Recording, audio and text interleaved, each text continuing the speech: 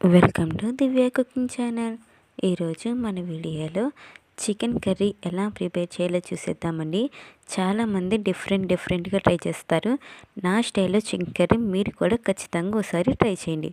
ముందుగా 1 kg వరకు chicken తీసుకొని శుభ్రంగా కడుక్కున్న తర్వాత ఒక బౌల్లోకి వేసుకొని 1 స్పూన్ వరకు అల్లం వెల్లుల్లి పేస్ట్, అలాగే చిటికెడు పసుపు, 1 స్పూన్ వరకు జీలకర్ర ధనియాల పొడి, 1 స్పూన్ సాల్ట్, 1 స్పూన్ కారం, అలాగే 1 కప్ వరకు పెరుగు వేసుకొని హాఫ్ లెమన్ కూడా పిండుకోండి.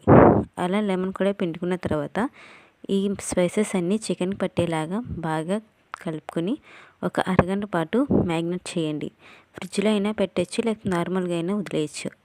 అరగంట తర్వాత స్టవ్ వెలిగించి ఒక కళాయి పెట్టి అందులో 2 టేబుల్ స్పూన్స్ ఆయిల్ వేసి ఆయిల్ అనేది హీట్ అయిన తర్వాత స్పైసెస్ని యాడ్ చేసుకుని సన్నగా కట్ చేసుకున్న 1 కప్ వరకు ఆనియన్స్ వేసి లైట్ గోల్డెన్ కలర్ వచ్చేంత వరకు ఫ్రై అవనివ్వండి.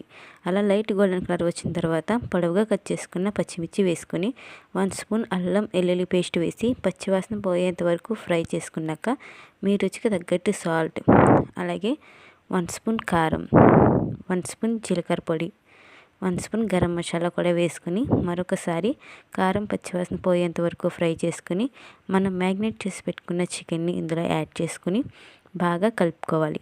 అలా కలుపుకున్న తర్వాత 1 కప్ గ్లాస్ వరకు వాటర్ అనేది వేసుకోండి. 1 గ్లాస్ వాటర్ వేసుకుంటే చికెన్ అనేది పర్ఫెక్ట్గా కుక్ అవుతుంది. అలా 1 గ్లాస్ వాటర్ వేసుకొని లో టు మీడియం ఫ్లేమ్లో 15 నిమిషాల పాటు మగ్గనివ్వండి. అలా మగ్గనివ్వడం వలన మనకి వాటర్ అనేది మొత్తం ఎగిరిపోతుంది.